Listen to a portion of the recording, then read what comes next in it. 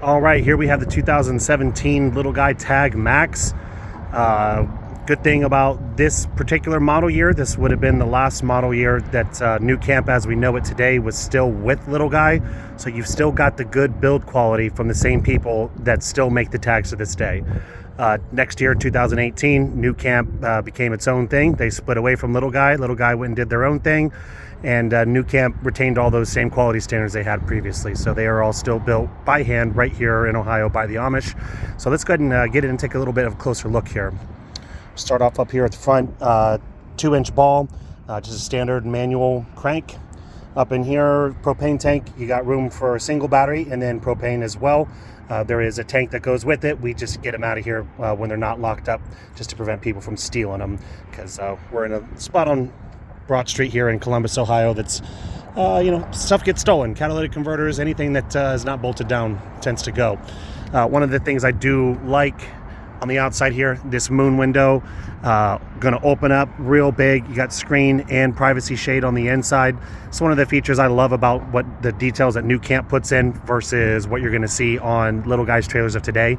They're not gonna have these big nice windows. These are double pane, very easy to get open, multiple locks on them to keep it watertight as well.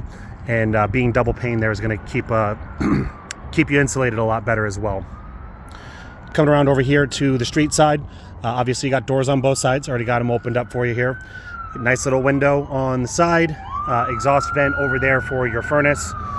This is not going to be the Boondock version, so it doesn't have the 3-inch lift up on it, but you're still going to have plenty of ground clearance on this little guy. On your door, you do have a regular handle lock and then a deadbolt too, so you can feel a little bit more secure with the deadbolt. Lock it up from the inside. Another good thing about this not being a Boondock actually is that for this model year, even if it was Boondock, there's no step right here. So that extra 3 inches makes it a little bit more difficult to get into. As it is on this one, I always like to just turn around, sit my butt down right there, and then just kind of lay back in. Let's take a closer look inside. You can see we got a nice stereo there. It's just old enough to still have a CD player, but also new enough to have Bluetooth functionality too, so you can hook your phone up to it and listen to your tunes that way.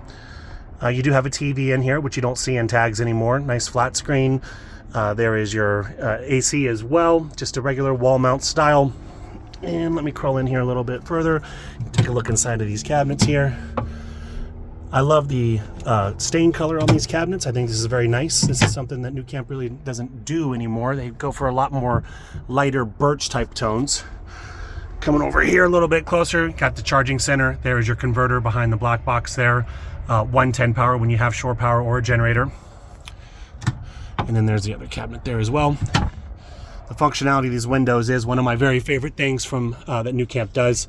So I love the pull down screen, very easy.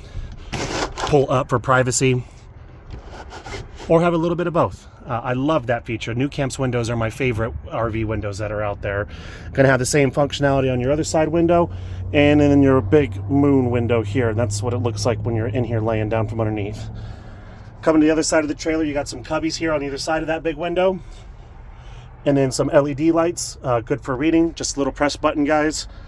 Cup holders on both sides as well, and then a nice little shelf to store your phone, whatever it is that you want to put up there. Good, just little storage place for, those random small stuff, knickknacks. It is a used unit, so you're going to see little things like this. This plastic molding there is just cracked in a couple of places, but it's not going to affect your functionality at all. Some little scuffs on the stain here, which could be easily rubbed out with a stain pen. All that kind of stuff, the cosmetic stuff, obviously to be expected, but as far as the systems and everything go, unit's in great shape. You did want to see underneath of here, so there's the plywood. Is still in excellent shape. It's UV plywood. Actually, it looks like almost brand new, like it just came from Menards. We'll lift this up. You can see underneath of here, no visible water damage, and I mean, this is just regular 1x4 pine stock. If the water had gotten in here, this pine would certainly be showing it. We'll go around and take a look underneath of the bed on the other side here too real quick.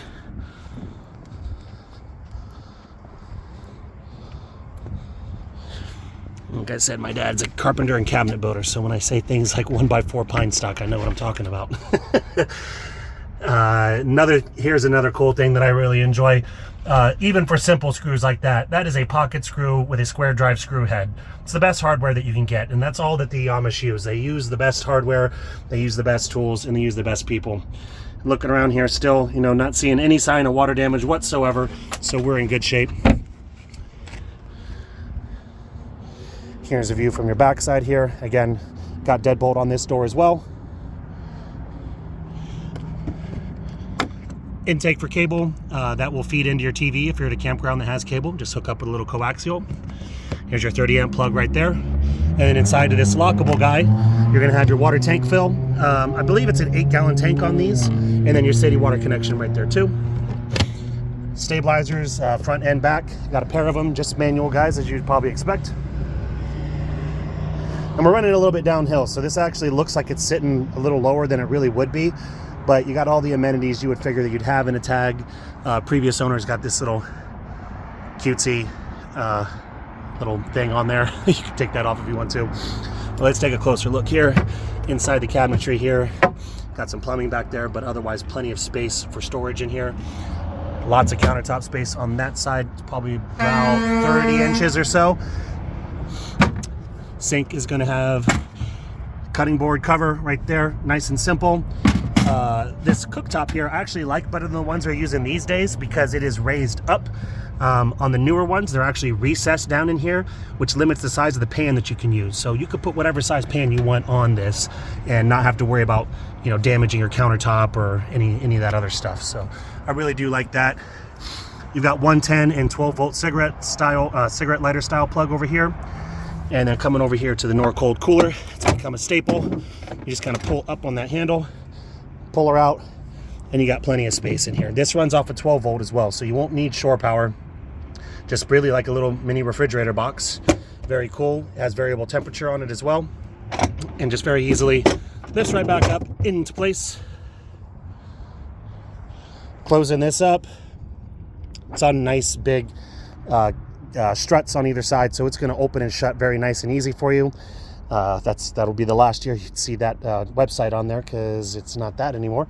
And then of course both of these just twist to lock them, and then they both do have keys, and they're keyed similarly too, so you can keep that all buttoned up. I'll send you pictures of the undercarriage so I don't have to crawl underneath in the middle of the video, but that's a pretty good look at it right here. So if you have any other questions, brother, just let me know and I'll get on top of it for you. All right, have a great day. Bye bye.